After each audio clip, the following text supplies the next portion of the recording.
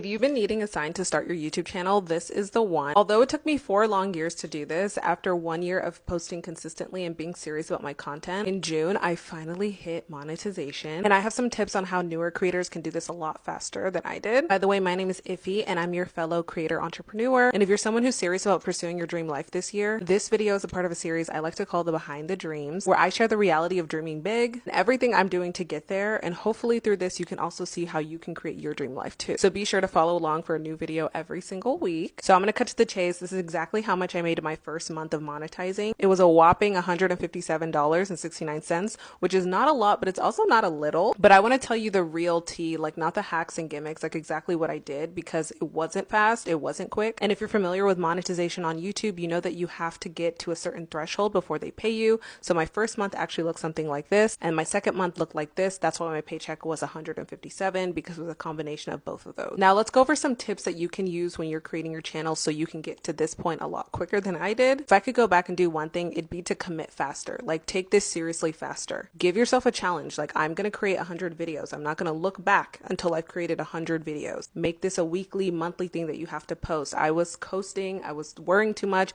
I was thinking my stuff wasn't perfect. I didn't like it. And that was wasting a lot of time when I could have just kept going, because it's going to take a long time anyway. It shows you how to work creating videos into your routine, because editing, filming, scripting, concepting takes a long time. And just be consistent. Even if it's consistently bad, even if it's not great videos or you hate them, you're getting into the practice and the habit of being a creator, which is much more important than having views. Also, when you're doing things like this and having a challenge and something you're dedicated to, you subconsciously start researching. When I actually committed, I started noticing all the videos I was watching, taking tips, learning, and applying this to my videos, so I was getting better naturally. And if you don't know what to post, think about what you like to watch. What do you already consume? Because you're probably an expert at that. Another thing to think about is, who am I speaking to? Is it a past version of me? It's somebody who doesn't know this, someone who needs help with this. I like to speak to past versions of myself who didn't know what I'm teaching them. And you have to think with each video, what is somebody gaining by watching this video? Are they feeling inspired? Are they feeling motivated? Are they getting a freebie? That will keep people coming back. Speaking of, the second thing I would do is make value-driven content. In the beginning, I was really just documenting my journey, which is fun